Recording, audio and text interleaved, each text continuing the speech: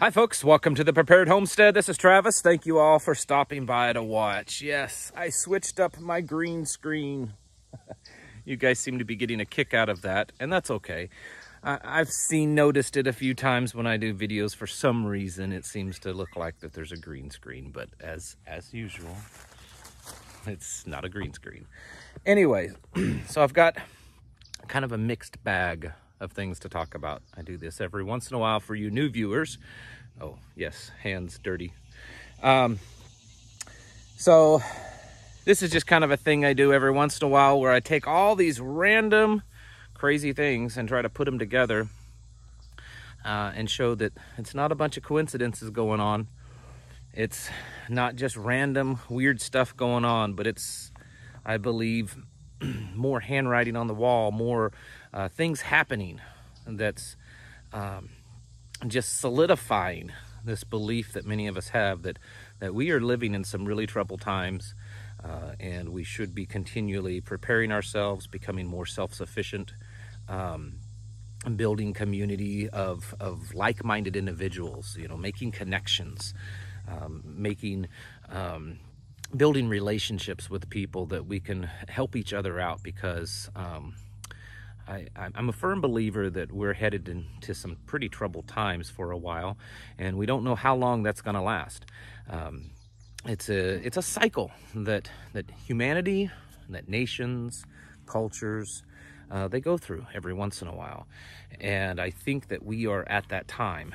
And without going into my personal biblical belief of the times that we're living in, let's just cover some of that stuff. Before I get started, number one, I have a couple of little announcements. If you're new to this channel and you live in the Missouri Ozarks or anywhere near the Missouri Ozarks, we host and have a local meeting here once a month, and we have our next one scheduled for August 22nd. It's in Texas County, Missouri, which is kind of central to the Missouri Ozarks, and anyone is welcome to attend. And we usually just talk about, have like little classes to talk about different preparedness and homesteading subjects. We had a special speakers last month, and we also had someone demonstrate different first aid kits and how you can put them together. Someone talk about preserving dry goods like pastas and rices and stuff like that. So it's a good thing. We usually have somewhere between 75 and maybe more people attend, and there's usually some refreshments, and we encourage the entire family to show up, because it's a big facility and there's usually a bunch of kids there also, and they all kind of play and while the adults mingle. So anyways, if you're interested in attending that, shoot me an email and I will get back with you on the directions and details. Now, for those of you that's done that in the last few days, and you might think, well, I haven't received a reply back. There's a reason for that.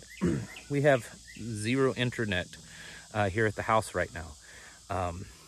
We don't know why. We've contacted our internet provider, and they can't figure it out. They've sent it on to what they call a specialist to try to determine why we cannot access the internet here at the house. So I'm not able to get on and reply, and it is making it very difficult to make these videos, to try to, you know, do any kind of research or anything. And we have to travel almost 30 minutes every day to find a Wi-Fi spot that we can connect to, and I can upload my videos. So hopefully soon, keeping our fingers crossed, that will be resolved, and I will be able to respond back to your email. So just letting you know that. At this point, I'm holding off on thinking that there's some conspiracy of keeping me off of the internet, but we'll just see what happens, and hopefully the internet provider can figure it out and fix it. So there's just a lot of stuff going on. I mean, this has just become the norm, right? We've talked about this for months, that I believe part of the agenda is to just throw so much stuff at us that it's very overwhelming, that it bogs us down, and we can't see straight, we can't think straight, our emotions are up and down, and it's draining us to the point that we get to this, I don't care anymore, whatever, it doesn't matter, nothing's that spectacular anymore. Nothing is that big, you know, so what? Big alien ship just landed in Washington, D.C. and said they've come to save us all. Who cares? I think that's a big part of their plan, is to really overwhelm us, the people in charge. And that's exactly what's happening. But a lot of this stuff, I think it's indicative of what's happening. And it really kind of, I think it can be, something that we can use to see that there are things going on. You know, we talked yesterday about the food shortages, coming food shortages, and people that's talked to me and things I've read in the news, that it does indicate that we're probably going to start seeing a reduction of available food on the shelves over the next coming weeks or months. And so we should be getting prepared for that. Just today, there's apparently been an internet outage. It looks like that some major service or server crashed, and there's news reports when I was able to get online and check. It appears that many thousands of websites were down. In fact, Zero Hedge, which is a news site, reported about 30,000 websites were down. CNN, other news sites are saying major banking sites all over the planet, not just here in the United States. Is that just a coincidence? Is it a test? Is it just preparing us for more that, websites go down, they get hacked, pipelines get hacked, meat processing places get hacked. Oh, well, we just pay the ransom and we move on. It's okay, right? We deal with other things like presidents giving speeches that make no sense. We deal with other catastrophe type level events that we just, at this point now, we're so numb to what's going on that we just kind of move beyond it. I think one of the big ones, obviously, is this health crisis that's going on, and there's such a massive push. We're even seeing people that over the last few months would be considered on the right side, that wasn't really pushing heavily for it, that wasn't trying to get in on this, bandwagon that everyone needs to get the thing and get the little card or the little, whatever, all the stuff. And but now we're seeing that, the Florida governor has made some interesting statements. The former president, the current president, making statements that, the only way for you to not die from all this stuff that's going on is to get this. If you don't, well, you could die. Which is, just not a true statement. And this pressure that's being put on the world. In fact, the Senate minority leader, the Senate minority leader, Mitch McConnell, who is a Republican, and I understand, I would consider him certainly a rhino, made a statement that if people don't start getting the thing, then we're going to go back into lockdowns. I mean, that's just what it is. We're going to go back into lockdowns. The whole planet is talking about, passport type things. In fact, some have already made announcements in France and the United Kingdom.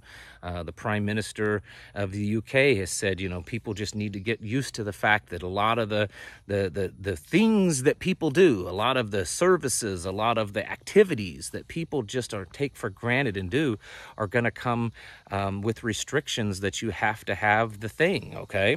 You're just going to have to deal with it. There's people rioting over in Europe.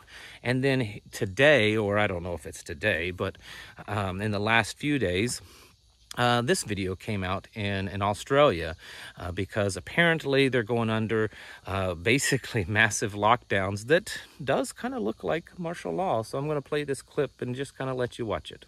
Sydney will be in the grip of much tougher restrictions. The Premier clamping down on the stubborn Delta outbreak with what she's calling a no-regrets policy. And this is why. From a record 82,000 tests, the state today recorded 111 cases and tragically the third COVID death in this outbreak, a man aged in his 80s from the city's southeast. Across Greater Sydney, retail shops will now close. A small list of essential stores can remain open. Construction sites across the city shut down. And from midnight tonight, 110 suburbs across Liverpool, Fairfield and Canterbury Bankstown will be sealed shut.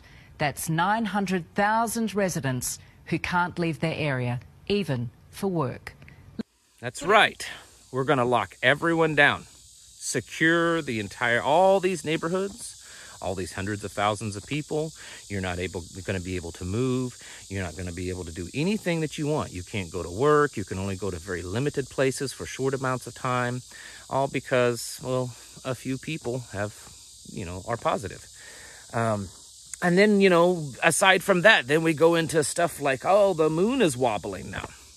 And even NASA is reporting that to expect major coastal flooding over the coming years, which is interesting because 75 to 85% of the world's population lives on or very near a coastline. And this moon wobbling could happen, from now all the way to 2030, which is always an interesting year because so many things, when it comes to elites and governments and studies, always center around the year 2030. We talk about the grand solar minimum, and we talk about solar flares on here, and we talk about pole shifting, because it does appear that there's plenty of science to back up all those and more that we are experiencing. And without trying to sound like a doomsdayer, because I'm not. I'm a very positive person, and I believe that all of these things are survivable, and that you can come out on top. You can make it through this. This isn't something to give up on. But on the other hand, the realist in me is seeing that there's a whole lot of things all firing off and happening at once, whether they're fake and orchestrated, manipulated, or they're factual things that are happening. And sorry, my logical mind can't see all these things and just say, well, it's just all a strange coincidence that it's all happening at once. That, all these things here on the planet, strange weather events that are happening, poles shifting, unusual migrations of animals, extreme heat in areas that's never been seen before, extreme droughts, massive forest fires, massive flooding in other areas, massive extreme cooling in other areas, ice melting on one side of the planet and ice increasing on the other side of the planet. It's strange. The sun is doing some strange things, has even kind of changed color over the last few decades. And so many people just kind of ignore it. It's just a strange anomaly that happens. But if you sit back and you kind of look at the whole thing, I've used the analogy, and for those of you that's watched me for a while, you probably have heard me say this before. It's like standing in a big room. Some of you may have been to one, or you've seen them on TV, a big art museum, and they have this massive mural on the wall, right? Huge, massive mural. And you walk up to that mural and you stand right here and you look at it. What are you going to see? Well, you're going to see about, this much of it. That's the only detail you're going to see. And as you continually step back and step back and step back, you're seeing much, much more of it until you step all the way back and you can see the entire picture. And you're like, oh, that's not what I thought this painting was about. And that's kind of what's happening right now. We have all these little things that are going on. Weird things, strange things. They're trying to demoralize the family. Change just the basic fundamental truths that humanity has really always known when it comes to things like how to raise a child, what is a man and a woman, what morality even means, what right and wrong is. All these things they're trying to radically change. They're trying to restrict movement of humans, just making it difficult to move around. They want everyone to take a certain mark. They want everyone to have a certain ID. They want everyone to be restricted. They want everyone under their control. There's more and more talk of universal basic incomes because we're going to be having more and more artificial intelligent robots do everything. So you don't need to work. You just sit at home and we're going to give you money. And it's okay. It's not going to hurt the economy because guess what? Printing more money and shipping out more money, flooding the market with more money, that actually doesn't cause inflation. Even though the very definition of inflation is the, flooding of money pretty much in a market. But that doesn't cause inflation anymore. That's actually a good thing. It's going to help everything. It's going to help us by just spending more money and creating more money out of just thin air. All this stuff is happening, and it's not connected. It's not connected that all this stuff is happening, that governments, corporations, politicians all over the planet seem to be in one unison voice on several matters of when it comes to health, when it comes to the environment, when it comes to the economy. All these things and more are pretty much being repeated almost verbatim all over the planet. All that's happening, and it's not a coincidence. It's not a coincidence that all this stuff is happening right at the very moment in time that our planet and our solar system apparently are going through some major changes. Apparently, we're on these cycles, that happen with nature. These cycles happen, and it just is such a coincidence that they're all happening at once. The moon wobble, the grand solar minimum, the pole shifting, all these things, they're just happening all at once. Just a coincidence. Don't pay any attention to it. It's just a coincidence that all these things are happening right as a health crisis is just all over the planet that really isn't a crisis, but we're going to make it a crisis right at the same time that artificial intelligence is wanting to be pushed even harder, right at the same time that a global digital currency, right at the same time that other currencies are starting to lose favor and fail, on and on and on, right at the same time that there's inflation, constant increasing inflation, right at the same time that people are just kind of losing hope, that they're getting tired of the current systems all over the planet. It's just one thing after another. And if you listen to mainstream media, if you got online, people are going to tell you, well, you're crazy. You're a crazy conspiracy theorist to think that all these things happening at once, food shortages, crop failures, on and on and on. That's all just, it's still a coincidence, right? We only know about it because, well, we have the internet, and it's just easier to find out this stuff. So it's not really that big a deal. Just keep going to work, or stay home and we'll pay you not to go to work. Keep buying your stuff, keep sitting in front of the TV, watching your shows, and just, don't pay attention to what's going on behind the curtain over there. Just ignore it. That's what they want you to think. That's what they want you to know. And I get people ask, what do you mean when you say they? When I say they, it's pretty obvious. It's the people that are in charge, the people in charge of the governments, people in charge of globalist organizations like the World Economic Forum, the United Nations, the NATO, European Union. They are the people that run the banks, the central banks, the big banks. They are the people that run the major corporations. They are the people that the ultra elite. They're the ones they're the ones driving the bus, right? And we're all sitting in the back along for the ride. And they want us to just ignore the directions that they're taking the bus. They want us to not pay attention to where they're steering that bus and what roads they're going down. We're just supposed to sit back and enjoy the ride and ignore everything and just, be little cattle for them. This is the world that I believe that we live in right now. And many of you, I'm going to assume most, because you're watching this channel, you've woke up, you're awakened. Maybe it's recently, maybe you've been awake to all this for years or even decades. And you don't want to be part of that. You want to not be dependent on them. And a term that I've used in the past It's basically you want to secede from the culture.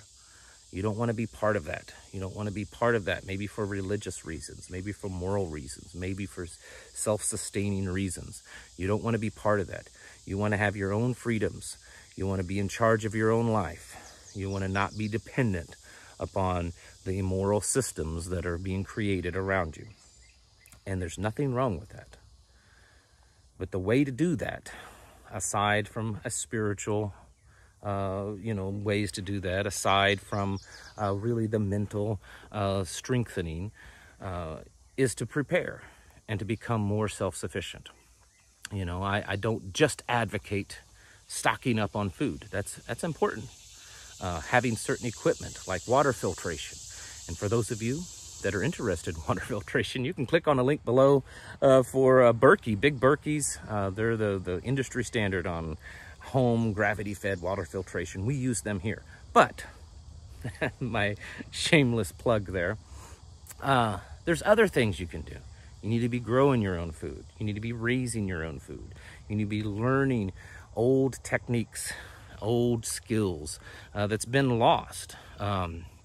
Acquiring the tools to do those things, working and fixing things around the house that may not involve using technology or electricity, surviving without those things, thriving and living and carrying on a decent living and existence without the dependency upon all these systems around us.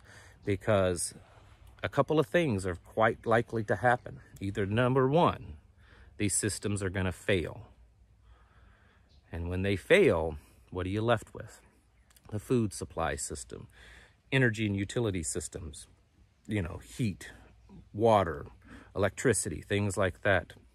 Or they may not necessarily fail, but they may be taken under such control that the only way for you to have access to these systems is if you bow down and you kiss the ring of the emperor, basically. And if those two scenarios don't work for you, then the best way for you to avoid them is to get your house in order. You have to strengthen yourself mentally, physically, and spiritually. Get prepared in those areas because, you can go back to Bible times. You can go throughout the history of humans all over the planet. And humans go through these cycles of building up civilizations to peaks, and then those civilizations fall. And is this the last time it's going to happen? Does this mean that we are in the end times? It's possible, or it could just mean that we're in the middle of one of those cycles again. And in fact, even MIT and Harvard professors from studies done back in the 1970s and recent studies both said that they believe, the data shows, is that we are in the midst of a collapsing society, a collapsing civilization. Doesn't mean that we're going to be extinct. It just means that we're going to be going through a rough time for a while, and maybe for a few generations, until all the bugs get worked out. And who knows what happens after that. But for right now, we have to be more prepared and be more self-sufficient and not be so dependent upon all these systems that are very fragile and that are very susceptible to either collapse or to be completely controlled by a big brother, basically. So anyways, looking at all the stuff that's happened recently, what else, what other conclusion can you come to? All right, folks, thank you all for watching. I'll catch you in the next video.